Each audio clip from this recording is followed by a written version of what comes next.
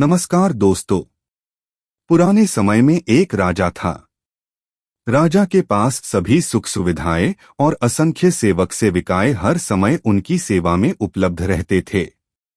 उन्हें किसी चीज की कमी नहीं थी। फिर भी राजा अपने जीवन से सुखी नहीं था, क्योंकि वह अपने स्वास्थ्य को लेकर काफी परेशान रहता था। वे सदा बीमारियों से घिरे रहते थे। राजा का उपचार सभी बड़े बड़े वैद्यों द्वारा किया गया, परंतु राजा स्वस्थ नहीं हो सके। समय के साथ राजा की बीमारी बढ़ती जा रही थी। राजा की बढ़ती बीमारी से राज दरबार चिंतित हो गया। राजा की बीमारी दूर करने के लिए दरबारियों द्वारा नगर में ऐलान करवा दिया गया कि जो भी राजा का स्वास्थ्य ठीक करेगा उसे असंख्य स्वर्ण मुहरें दी जाएगी। यह सुनकर एक वृद्ध राजा का इलाज करने राजा के महल में गया। वृद्ध ने राजा के पास आकर कहा, महाराज, आप आज्ञा दे तो आपकी बीमारी का इलाज मैं कर सकता हूँ। राजा की आज्ञा पाकर वह बोला, आप किसी पूर्ण सुखी मनुष्य के वस्त्र पहनिए, आप अवश्य स्वस्थ और सुखी हो जाएंगे। वृद्ध की बात सुनकर राजा के सभी मंत्री और सेवक जोर जोर से हंसने लगे। इस पर वृद्ध ने कहा, महाराज, आपने सारे उपचार करके देख लिए हैं, यह भी करके देखिए, आप अवश्य स्वस्थ हो जाएंगे। राजा ने उसकी बात से सहमत होकर के सेवकों को सुखी मनुष्य की खोज में राज्य की चारों दिशाओं में भेज दिया, परंतु उन्हें कोई पूर्ण सुखी मनुष्य नहीं मिला। प्रजा में सभी को किसी न किसी बात का दुख था। अब राजा स्वयं सुखी मनुष्य की खोज में निकल पड़े।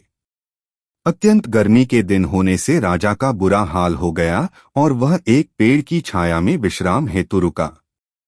तभी राजा को एक मजदूर इतनी गर्मी में मजदूरी करता दिखाई दिया।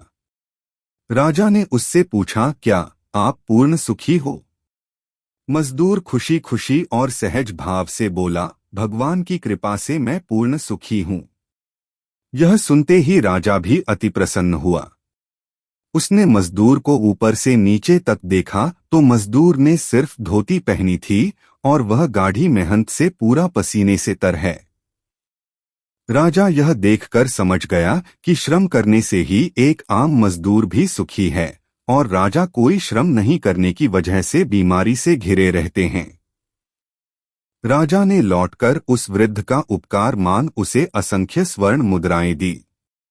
अब राजा स्वयं आराम और आलस्य छोड़कर श्रम करने लगे।